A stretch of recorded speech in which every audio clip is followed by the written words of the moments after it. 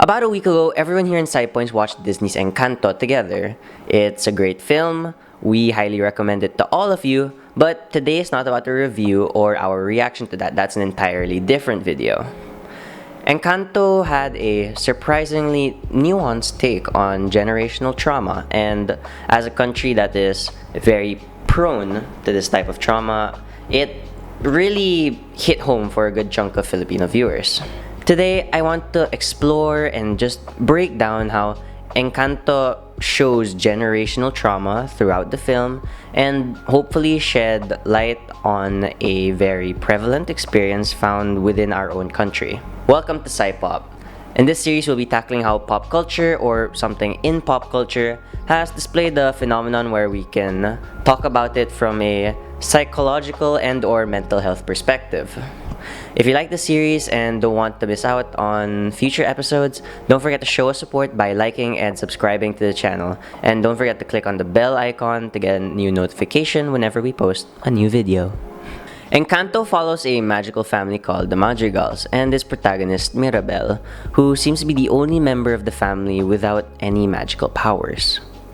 However, Mirabel soon finds herself trying to save her family and their home from a dark, unknown force.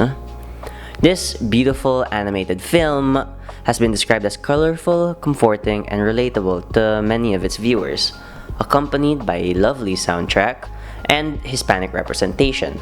A representation that actually in some ways can be relatable to Filipinos and their experiences, family dynamics and all.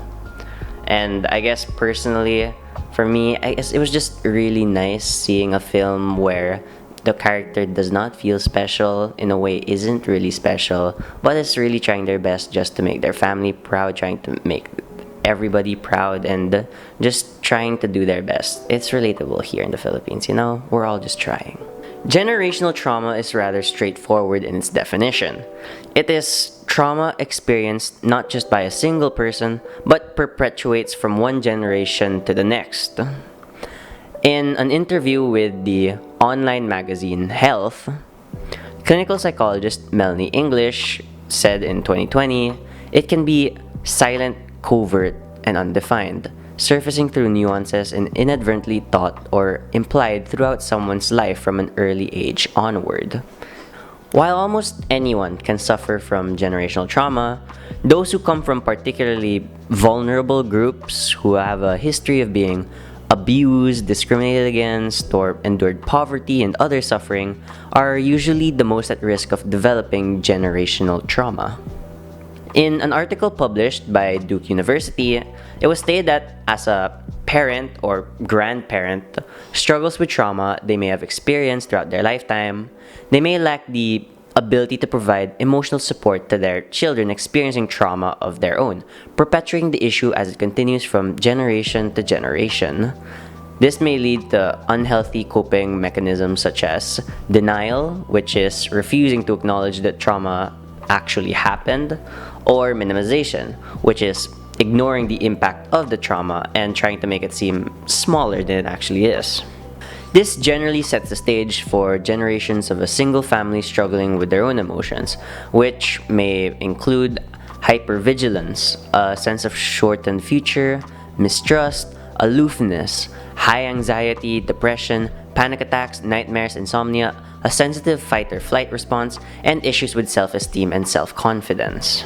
It could take the form of family members hiding their emotions and doing their utmost to pretend nothing is wrong in any way, only for a trigger to cause it all to just spill out, or for them to resort to vices and other unhealthy coping mechanisms to handle their emotions, often leading to the problem persisting and affecting later generations. Now, before I talk about how it was seen in the film, this is now where I have to put the mandatory spoiler warning, since the best examples are all big reveals in the movie, so be warned right now. Towards the end of the film, after the Madrigals lost their powers and their magical casita, Mirabel runs away due to the guilt she felt. It's Abuela who finds her by a river, the same river that her late husband, Mirabel's abuelo, died defending Abuela and the people. Abuela, at the beginning of the movie, told Mirabel about how they received the miracle in a very watered down version of that. This time though, Abuela tells Mirabel the unfiltered version of what happened and how she truly felt the night they received the miracle. You can really see the difference in the emotions visually, which was a really cool sight to see in animation. Abuela, who was left with raising 3 kids on her own, now had to be the leader of the fellow refugees she and her late husband were leading. She didn't have time to mourn. She needed to immediately take the position of leader. While she lost the love of her life, she gained a new home where it's safe from any intruders. She felt that it was her duty to serve the people, her late husband, who saved all of them, and so she passed this responsibility down to her children as well. And eventually it passed down to their children too, creating a cycle. Abuela's trauma comes from her losing her home. It's emphasized throughout the movie that everything that Abuela does is for her family and the community as a whole, probably because she's desperate not to lose her home again. She expected her kids and her grandkids to eventually do the same, which is where the generational trauma comes from. The pressure Abuela felt was passed down to her kids, Pepa, Bruno, and Julieta. Then on to her grandkids, Dolores, Camilo, Isabela, Luisa, and Mirabel. Antonio was probably too young to feel the pressure, and thank goodness really. But to place it in the story, he probably would have felt it too later on if it persisted. On the outside, the family appears perfect, untouchable even, because of how they each have their own powers, or as it's known in the film itself, miracles. Hence why the people in the village look up to them in such high regard and rely on them for many of their needs. But within the household of the Madrigals, the perfect family isn't exactly what it seems due to some problems. Mirabel's constant need to prove herself as useful can be seen as understandable, considering she's the only one who has no powers to begin with. But the treatment towards her, whether subtle or direct, can also be the cause of why she has hidden insecurities towards herself via being left out. These can be seen through movie details such as her room remaining shabby and dark, unlike all of the other rooms which are vibrant, lively, huge. Abuela subtly reminding her to back out when she tried to help simply because she had no powers, seen already at the beginning of this very video. Other reasons will be expounded on throughout the video, I will say. Not only Mirabel felt this, but also the other family members, despite all having powers. The songs Surface Pressure and What More Can I Do expanded further on what it feels to be pressured to stay in the ideal, whether it means they have to continuously help the people in need or stay Abuela's definition of perfect. Like any other movies with powers, it's always cool to have one since you always have the power to help out more people in need compared to the average Joe. And this is what all of the family members were able to do throughout the film. However, while it's not explicitly stated or mentioned in the film, these miracles may actually be giving harmful effects towards the users themselves. But because of the need to stay as the ideal Madrigal, these have to be completely placed aside and ignored, only building up the stress and problems further, festering them. Now, I already mentioned Surface Pressure and What More Can I Do as good examples of people already in the family with powers who are struggling and have a hard time keeping this ideal. But it is actually displayed in all the other members in the family to some degree, but these are more in the speculation territory already, so just keep that in mind. Peppa's need to control her emotions to avoid bad weather may be symbolized as the need to stay happy, to prevent harm from occurring to other people, even if it means mentally damaging herself in the process because of how she cannot properly express herself to others without causing a weather disturbance. Dolores' incredible sense of hearing may not be as incredible as it seems. Imagine a life where you can hear anything, no matter how far you are. This can be evident on how she even heard Bruno inside the walls, but she felt the pressure to keep it to herself at all times. Camilo's power in shapeshifting expects him to change based on what he thinks will make the person happy. While it shows how caring Camilo can be, it can also imply possible identity crisis, where he feels he has a need to change himself in order to make others happy rather than staying who he is.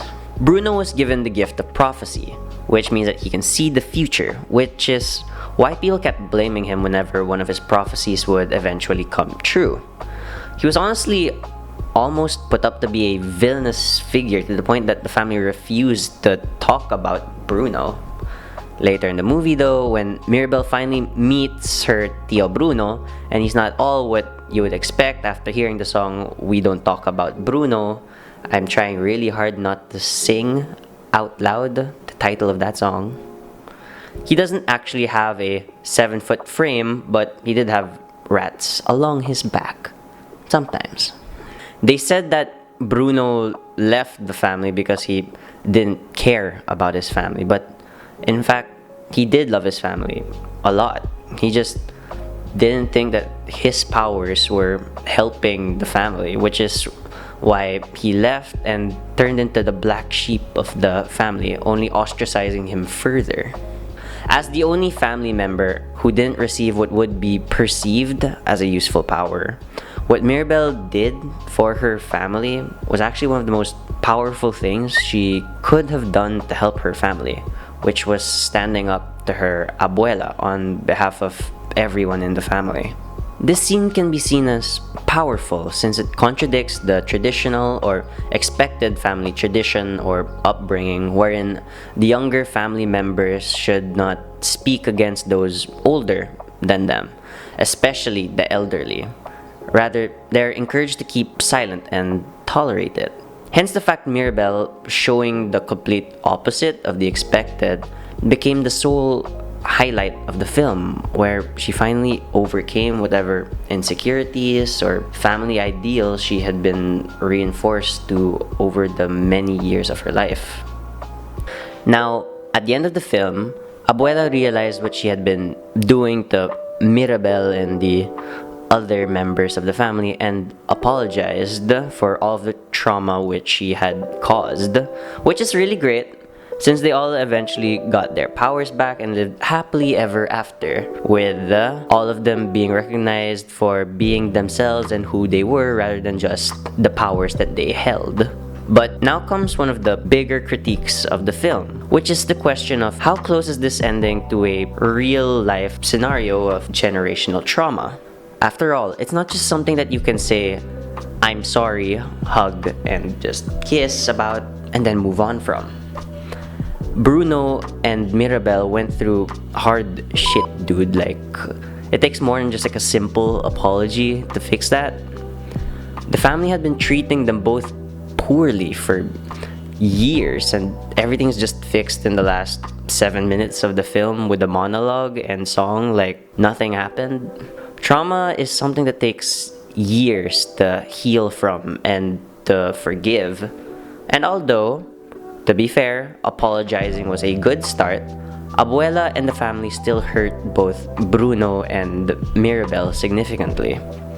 Sure, it's a Disney movie and it needs to end on a good note because it's rated G for everybody. Sure, it's a Disney movie and needs to end on a good note, and we as the audience can understand why Abuela was so hard on the family. They still hurt them, and the damage from instances like these last, regardless if it's intentional or not. Doing nothing while witnessing something bad going on is the same as hurting the person directly. If ever you see or notice someone you know getting hurt vocally or physically, don't be afraid to speak up. Even if it has to be against your elder family member, it's the least you can do to help them. For the older audience members, especially for the parents out there, don't be weary to accept your faults and apologize. It's okay if you accidentally hurt them. Even if you only did what's best to help them at the time, like this film shows, we can all understand that sentiment. But as Abuela and Mirabel said, don't forget the point of having a miracle. It's not built on accomplishments, rather, it's built on love and understanding for one another. Don't be afraid to open up and just share not only your happiness with others, but the burden to people you care about. With that, thank you guys for watching. Please like and subscribe to this channel. I really appreciate all of you viewers. Please comment any topic you'd like for us to tackle next. And I really hope that all of you have a great day and are good to each other. Good day.